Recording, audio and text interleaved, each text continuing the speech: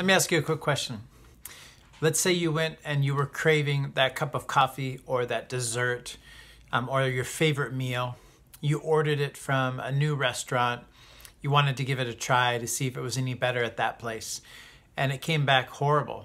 It just came back worse than you could have expected. What do?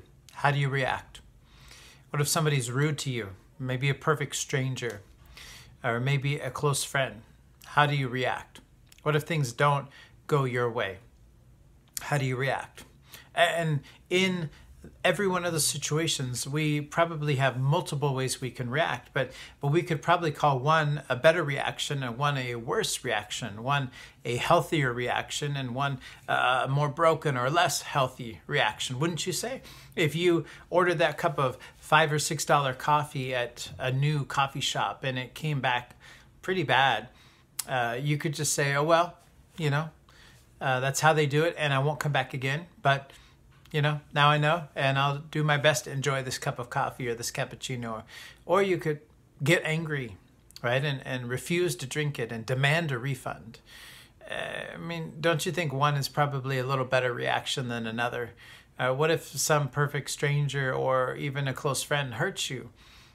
There's a way to retaliate, to protect yourself. And there's a way to humbly walk away and not escalate anything. And wouldn't you agree with me that one is probably a better reaction than the other? Let's say that things don't go our way. There's a way to react, to get angry and to get frustrated and to get disappointed and to just lash out. And there's a way to just keep trusting, keep making the right choices and keep acting the right way and just talk to people and sort it out and move on. And wouldn't you say one is probably the better reaction over the other? And that reaction, whatever that reaction is that we have in those moments, will come about because of our heart, because of the state of our heart, because of where our heart is. In Proverbs chapter 4, the author of Proverbs in this moment is talking about how valuable wisdom is. That wisdom is so valuable for life, and that you should attain wisdom at any cost because of the impact that wisdom could have on your life. And as the author of Proverbs is writing about this value and the immense worth of gaining wisdom and using wisdom in your life to guide your life and to guide your decisions, we see in verse 23 where he says, above all else, guard your heart, because everything you do comes from your heart. Or some translations will say, because your heart is the spring of life. Everything that we do in our lives will come from where our hearts is, and how open and soft and moldable our hearts are, and how closed off and hardened our hearts are. We looked last week, Easter Sunday, at the two thieves on the cross next to Jesus, one on either side, and how one's heart was so hard and the other's was soft and opened. How even though they were being punished for a crime that they did commit, one in that moment could look at Jesus and say, he can't even save himself, say, who do you think you are? And hurl insults at Jesus. But the other would say, he's up here for things he didn't do. We're up here for things that we did do. Jesus, will you remember me today? And Jesus said, today you'll be with me in paradise. The only difference in that moment was the condition of the heart of each of those men. The only thing that really matters in terms of how we react and respond to what will happen in life is where our hearts are in relation to God.